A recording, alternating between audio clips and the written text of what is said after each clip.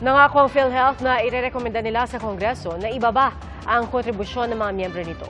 Kasunod po yan ng mga puna sa kanila na tila mas tutok sila sa investment kaysa sa pagpapalawak ng mga benepisyo. Saksi si Jonathan Andal. Ang utak po ninyo ay investment, hindi po service. Ginisa ang PhilHealth ng mga miyembro ng Good Government and Public Accountability Committee ng Kamara kung bakit tila raw inuna pa nilang i-invest ang kanilang pondo kaysa ipinantulong sa mga miyembro gaya ng pagpapalawak ng mga benepisyo. Sabi ni Congressman Romeo Acop ng Antipolo, sa loob lang ng isang taon, kumita ng interes ang investment ng PhilHealth ng halos 10 bilyong piso.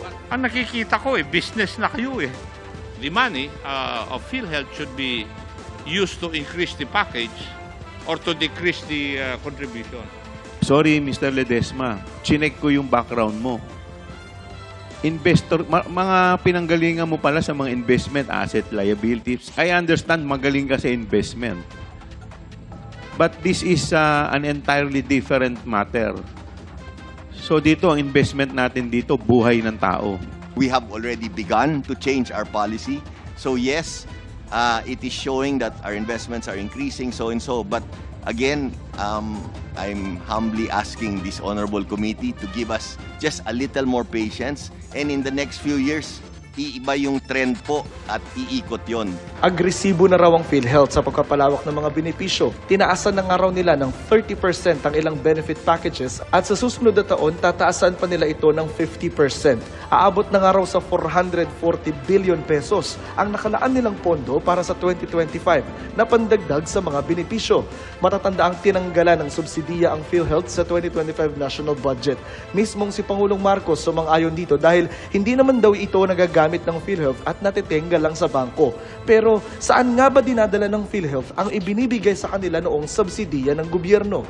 The subsidy from the national government receive po ng ating kahera and ito po ay pinapasok natin dalawang bagay po. Benefit payment, pambayad natin sa mga benepisyo. Pag hindi po natin magagamit, Mr. Chair, of course we have also collection from the direct contributors, ay pinapasok po natin ito sa investment po. You don't know how to run a health insurance program. Yun po ang problema natin. At yan ang dahilan kung bakit kayo merong zero subsidy. Pasensya na po. Sabi ng DOH, maraming pera ang PhilHealth. Sa ngayon nga raw, meron itong 150 billion na surplus o sobrang pondo, 281 billion na reserve fund at 489 billion na investment fund.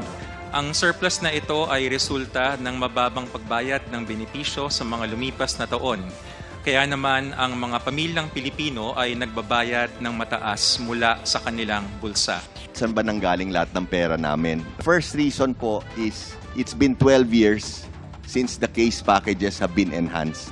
Pangalawa po, nung pandemic po, yung COVID, very few were going to the hospitals for treatment. Kaya nagkukumpol yung pera. Yung pangatlo po is we still have to implement the increase in premium contributions kasi nakaset na yan by law diba?